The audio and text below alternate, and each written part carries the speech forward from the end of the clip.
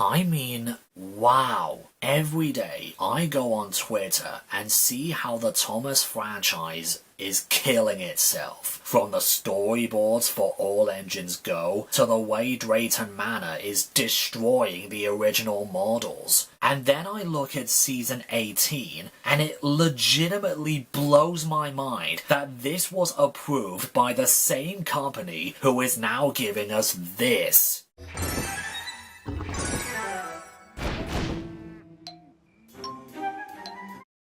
I don't want to live on this planet anymore. Season 18 is so good, it's hard to believe it's actually real. It's shocking.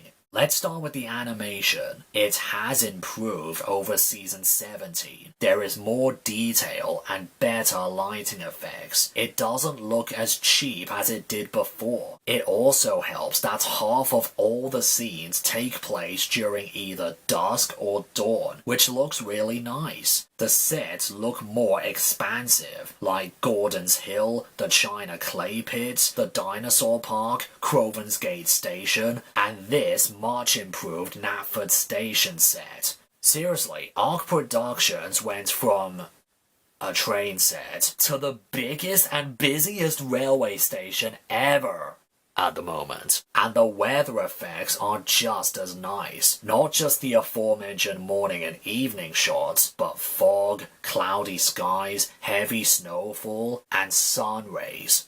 Seriously, look how beautiful this is. It really just looks like a portrait. Maybe it was. Maybe they animated the engines puffing through painted backgrounds. Maybe. Most of the episodes have been improved as well, writing-wise. My favourites include Old Reliable Edward, Not So Slow Coaches, Toad's Adventure, Thomas and the Emergency Cable, Duncan and the Grumpy Passenger, Missing Gator, Toad's Bright Idea, Marion and the Dinosaurs, and especially Last Train for Christmas. Most of them either expand or develop old characters, making them likeable or sympathetic. They have the characters doing things we have never seen them do before, like Annie and Clarabelle being pulled by the Express, or the Olmsted Express, or Duncan dealing with someone grumpier than him, and nearly all of them are a part of their own story arcs. What I mean is, at least 3 episodes feature the same characters or are continuing on certain stories or themes that they could be connected to one another. This is something we haven't seen in the show since season 4? 15? 7 with the whole storm thing? I don't know. Actually, these story arcs can be viewed the same way as a Railway series book, like Thomas and the Emergency Cable, Thomas the Quarry Engine, and Not So Slow Coaches could be Thomas and his Branch Line. Toad's Adventure, Duck in the Water, and Duck and the Slip Coaches can be James and the Western Engines. Timothy and the Rainbow Truck, Marion and the Pipe, and No Steam Without Coal can be Truck, Shovels, and Coal. Duncan the Humbug, The Perfect Gift, and Last Train for Christmas can be Christmas Capers. Marion and the Dinosaurs, Samson at Your Service, Samson Sent for Scrap, and Marion and the Volcano can be Samson the Proud Engine, and Toad's Bright Idea, Missing Gator, and Long Lost Friend can be Gator the Wise Engine. Speaking of the Gator episodes, not only are most of the episodes connected to one another, but some are actually connected to the recent special Tale of the Brave. Oh, and I don't just mean they reference it, or the characters from the special get focus episodes. No. I mean, the episodes serve as a sequel to that special. Missing Gator has Percy, Missing Gator, but after an incident with some trucks, he learns from the same advice he told him from the movie. Being brave isn't the same as not feeling scared. Being brave is about what you do, even when you do feel scared. Now that is a great moral. And in Long Lost Friend, after missing him for so long, Percy and Gator reunite as a special Christmas treat. Hell, one episode actually takes place during the special itself. No, really. Remember that scene where James gets frightened by Gator while pulling the flying kipper? Well, it turns out he was helping to take Oliver's goods train to the docks after breaking down, and his lamp kept going out, hence the dark reveal. And in the movie, Toad is nowhere to be seen during James's crash, which makes the twist in the episode even more surprising. I just cannot believe how amazing this new writing team is. Well, in most episodes. There are still a few episodes that sort of rubbed me the wrong way. Signals crossed, a writing duo, and even they don't understand the true personality of one of Andrew Brenner's favourite characters. Or maybe it was just Mattel butting in and forcing Toby to be cowardly. I don't know.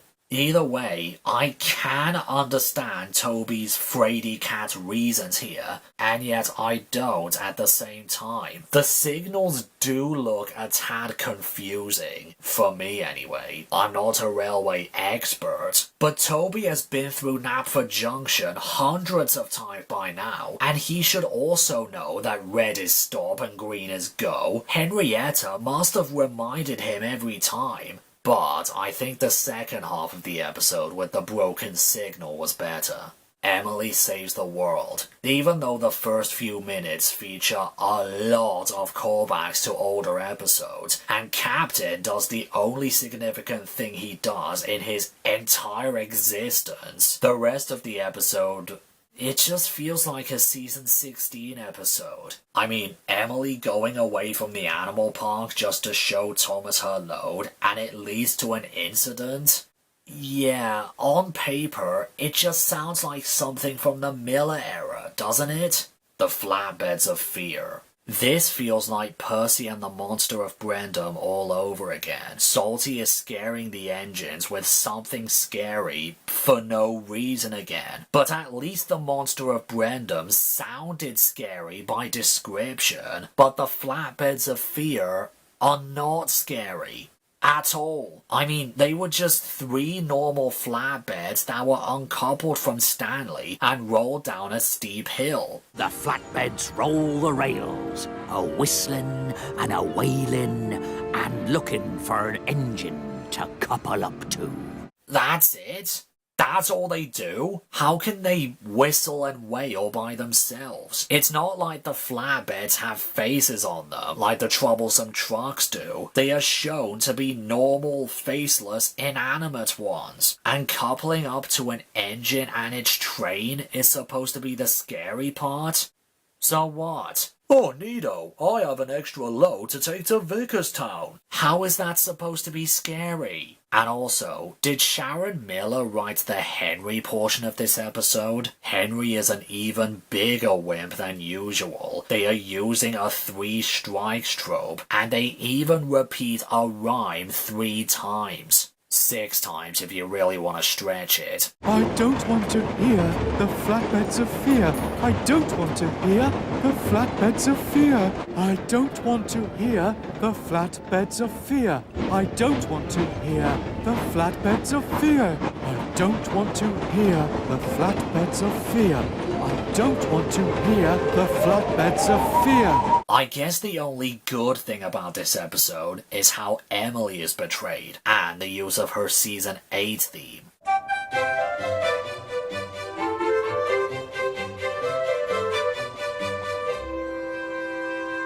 Samson at your service, and Samson sent for scrap. It's not Samson's character I really have a problem with. I mean, I think it's fine. It's his design that ruins episodes like this. The fact that he has an open cab and that we can clearly see his driver and fireman presents a really big problem with the CGI episodes, the Brenner era included. It's been heavily indicated these days that the vehicles can move on their own accord. They can move forwards by themselves, they can go wherever they like. When they feel tired, it's because they are pushing themselves so hard, and etc. That is actually something I can overlook. The newer stories are focusing more on the engine's personalities and their character development than applying 100% realism. Realism is still in the series, but not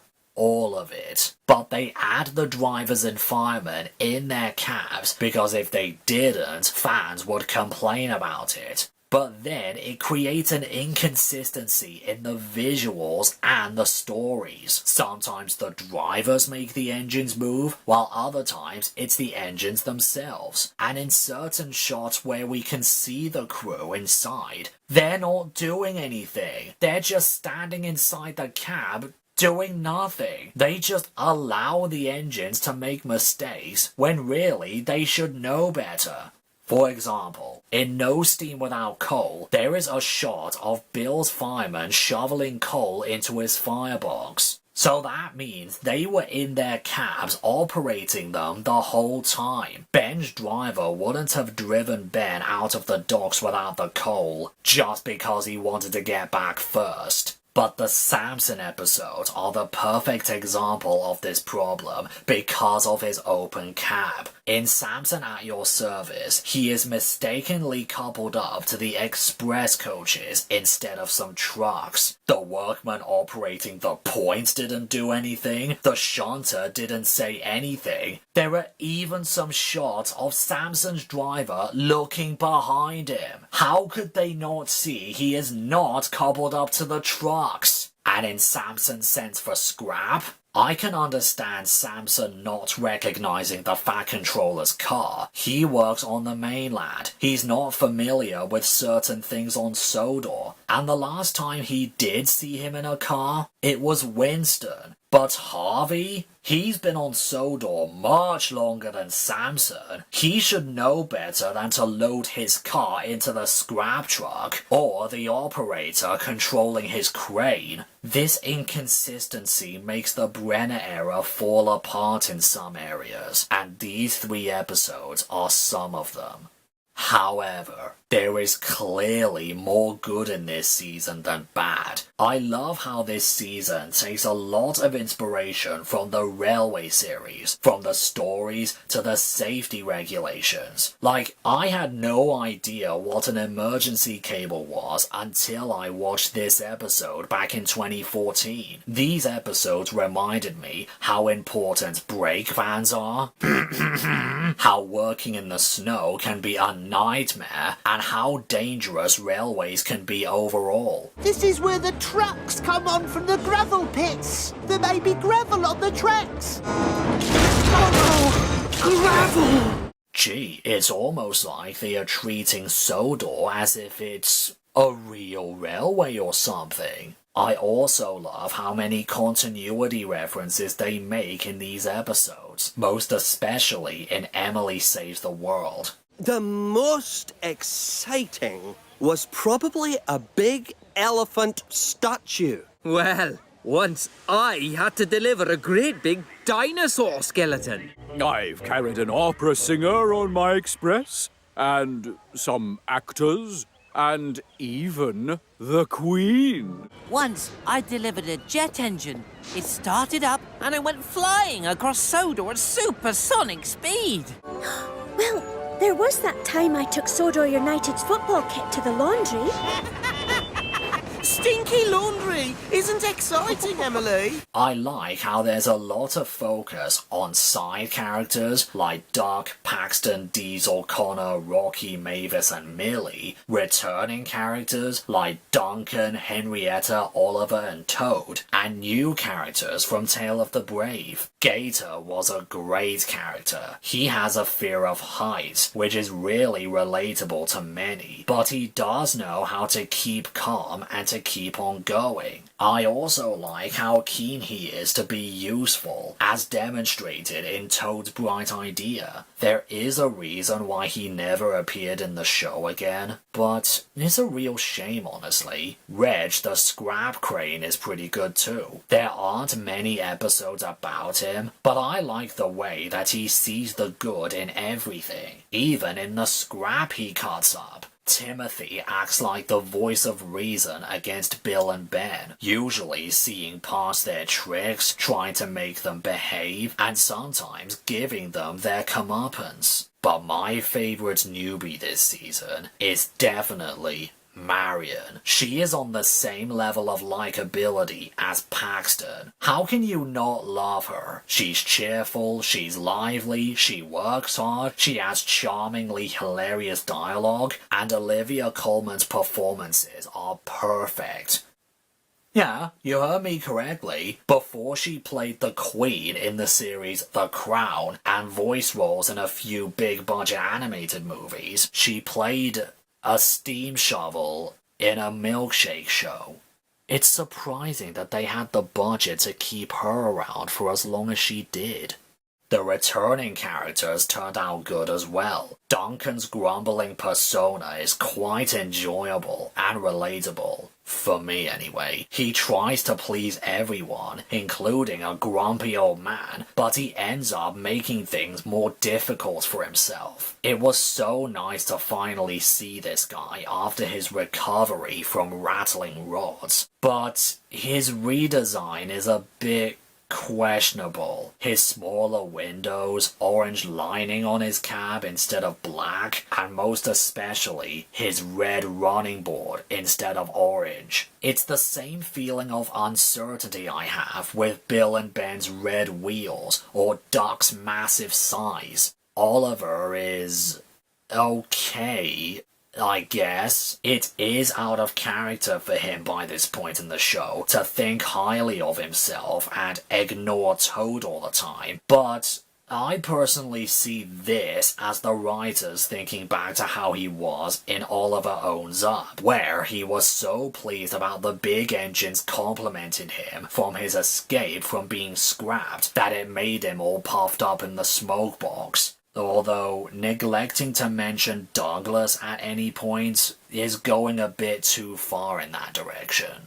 Toad, on the other hand, is perfectly in character, from his politeness to referring to everyone as Mr. and Mrs. You can go a little faster if you like, Mr. James. Mr. Gator, is your lamp out again? Oh no, Mr. Oliver, I was there too, remember? He really works hard at what he does, making sure engines are safe. When he is rolling helplessly down Gordon's Hill, he instantly brakes hard to prevent a crash. Every time Gator's lamp goes out, he pleads for him to relight it again, and when push comes to shove, he forces him to stop. He also manages to help Oliver see past his high and mighty boastfulness he now has. Toad is one of the better returnees of the CGI series. And I love what they did with Henrietta. Like with Knapford Junction, they are taking time to redesign and improve on certain sets and models. And one of the first and more welcome ones they did was by finally giving Henrietta a face. Now Toby won't be seen as a weirdo whenever he talks to his coach. "This is better," said Daisy. "But whatever is that rubbish?" Well no, that is completely uncalled for. Wouldn't you agree, Henrietta? Henrietta, answer me please. Please? I don't want the other engines to think I'm crazy. I like that, just like Annie and Clarabelle are to Thomas, she acts as a mother-type figure for Hit's version of Toby. You know, the wimpy kind who is scared of a busy junction. And Maggie Ola Renshaw's performance perfectly showcases this role. But you're not just any steam tram. You're the number 7 brown tram engine. There's nothing you can't do. Speaking of voices, I also noticed a lot less narration this season compared to season 17. Mark Morgan is still there, of course, for opening introductions and setting up the stories and things, but the production team have now decided to let the voice acting do most of the storytelling for us. There is more dialogue and banter between the engines, and there is a lot less of those awkward moments of silence from them, ready for the narration to be put in. I like this change. It is subtly included because you are too interested in the episodes. The show now has proper voice acting. They might as well take advantage of it.